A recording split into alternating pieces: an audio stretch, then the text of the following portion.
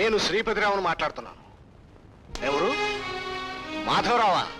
ఓరే ఓరే ఓరే, ఎన్నాళ్ళకు బాగున్నావా?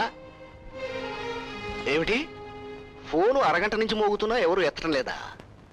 ఇక్కడ అంతేనయ్యా, మా కుటుంబం తీరే అంతా. ఇక్కడ అందరికీ బద్ధకమే, ఎందుకంటే మాకు బోల్డంత ఆస్తుందిగా, పైగా వ్యాపారం కూడా ఉంది. మా డబ్బు పెరగటమే గానీ తరగటం అంటూ ఉండదు.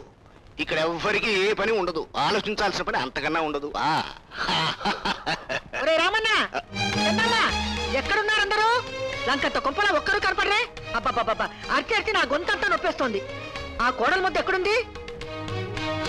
ఏమే పొద్దున్న లేచి ఇక్కడ హాయిగా పచారులు చేస్తున్నావా?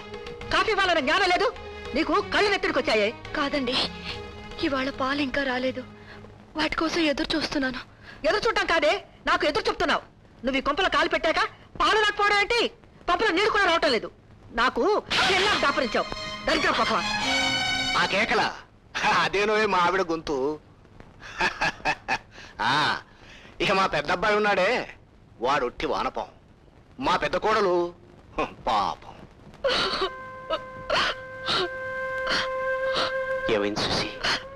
మళ్ళీ ఎందుకు కొట్టింది? ఆవిడ కోడల్ని కొట్టడానికి కారణం ఎందుకండి?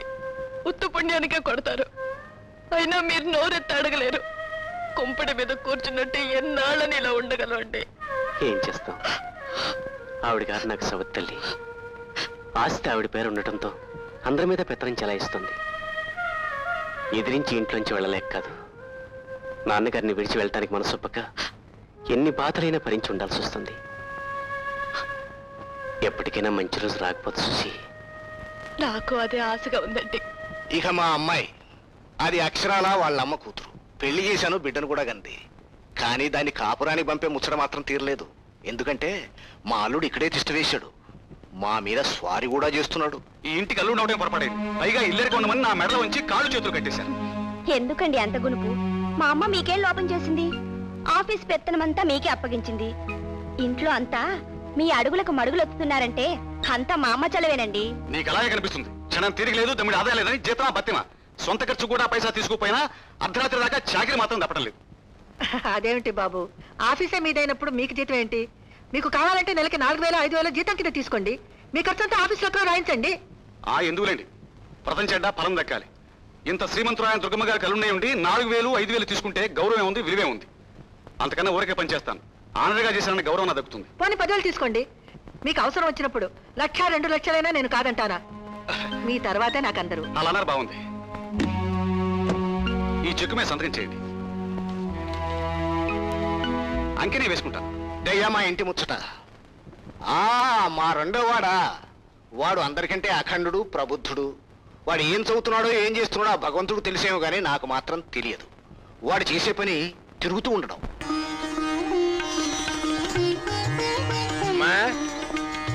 లక్ష్మి, వస్తున్నా నాన్న. త్వరగా రమ్మా, టైం అవుతుంది. నా సామాన్లన్నీ బ్రీఫ్ కేసులో సర్దావమ్మా? కూడా అందులోనే పెట్టాను. Very good. ఆ పర్సులో ఉన్నది పెట్టి నాకు పట్టు చీర కొనుక్కొచ్చింది.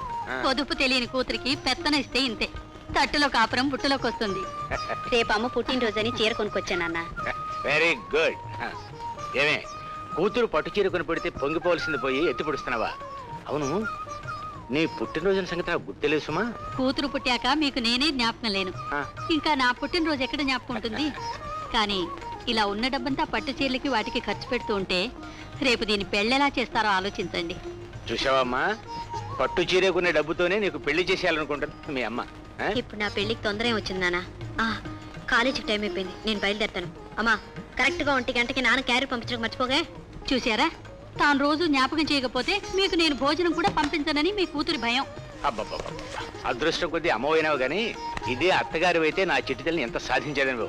ఆహా, కూతురంటే ఇంత ఆపేక్ష ఉన్న వాళ్ళు రేపు నెత్తినెక్కించుకునే అత్తగారు వచ్చే సంబంధం చూడండి. తప్పకుండా చూస్తాను, కానీ నీలాంటి గడసరత్తకు మాత్రం గొడవలు చేయదు. అబ్బా, ఈ అర్థం లేని తగులు ఎందుకమ్మా?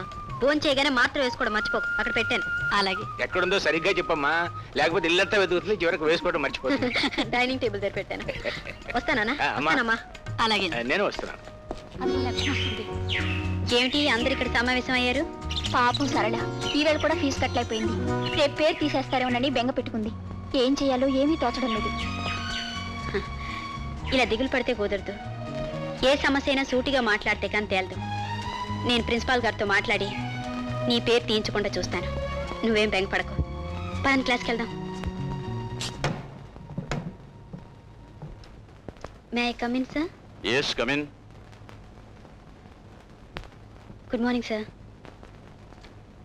ఓ లక్ష్మి, నువ్వా? రామ్మా. ఏమిటమ్మా ఇలా వచ్చావు? మీతో ఒక ముఖ్యమైన విషయం మాట్లాడాలని వచ్చింది సార్. మన కాలేజీలోనే మా సెక్షన్లోనే సరళ అని చాలా తెలివైన స్టూడెంట్, కానీ పేద పిల్ల, ఫీజు కట్టలేదు. రేపు ఆ అమ్మాయి పేరు తీసేస్తారట.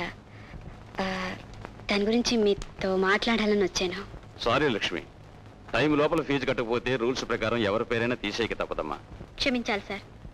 సరళ లాంటి స్టూడెంట్ విషయంలో ఇంత కఠినంగా రూల్స్ అమలు పరచడం కూడా న్యాయం కాదు. దయా, మానవత అన్ని రూల్స్ కంటే అతీతమైనవి. మీరు ఆ దృష్టితోనే సరళకు మరికొంత టైం ఇవ్వాలి. లేకపోతే పేదరికానికి ఆ భవిష్యత్తే బలిపెట్టడం అవుతుంది. ప్లీజ్. లక్ష్మి, నువ్వు చదువులోనే కాక వాదనలో కూడా తెలివైన దానివే. నువ్వు ఎవరికైనా నిస్వార్థంగా సాయం చేయడానికి ముందుకు రావడం చూస్తూ ఉంటే ఆశ్చర్యం వేస్తుంది.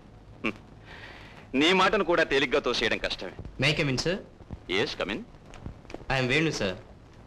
ఓ, కొత్తగా ట్రాన్స్ఫర్ అయి వచ్చిన గవర్నమెంట్ ఆఫీసర్ గారు అబ్బాయి. అవునండి. ఎంఏలో సీటుకి అప్లై ఎస్ చేసి. సార్. నీ అడ్మిషన్ అంత ప్రాబ్లం ఏం కాదు. ఈ ఫామ్ ఫిల్అప్ చేసి ఇవ్వు. రేపే జాయిన్ థ్యాంక్ యూ అవ్వు. Sir. Thank you very much. Sir. All right Lakshmi, 1 month time ఇస్తున్నాను. ఆ తేదీలోగా ఫీజు కట్టి తీరాలి. అలాగే సార్. మా క్లాస్మేట్స్ అంతా కలిసి ఫీజు కలెక్ట్ చేసి కడదాం అనుకుంటున్నాం. మరో మనవి సార్, సరళకి ఎలాగైనా స్కాలర్షిప్ ఇప్పిస్తే. అదంత తేలికైన పని కాదమ్మా. Anyhow I will try my best. Thank you sir. నీలాంటి బ్రిలియంట్ స్టూడెంట్ చెప్పింది చెయ్యాలి కదమ్మా. I'm proud of you. నిజానికి ఈనాడు చదువు మీద శ్రద్ధ, తెలివితేటలు ఉన్నవాళ్ళు ఆర్థికంగా పై చదువులు చదవటానికి అవకాశాలు లేకుండా పోతున్నాయి. అన్ని అవకాశాలు ఉండి ఆర్థికంగా బాగున్న కుర్రవాళ్ళు చదువును నిర్లక్ష్యం చేసి జులాయిగా తిరుగుతున్నారు.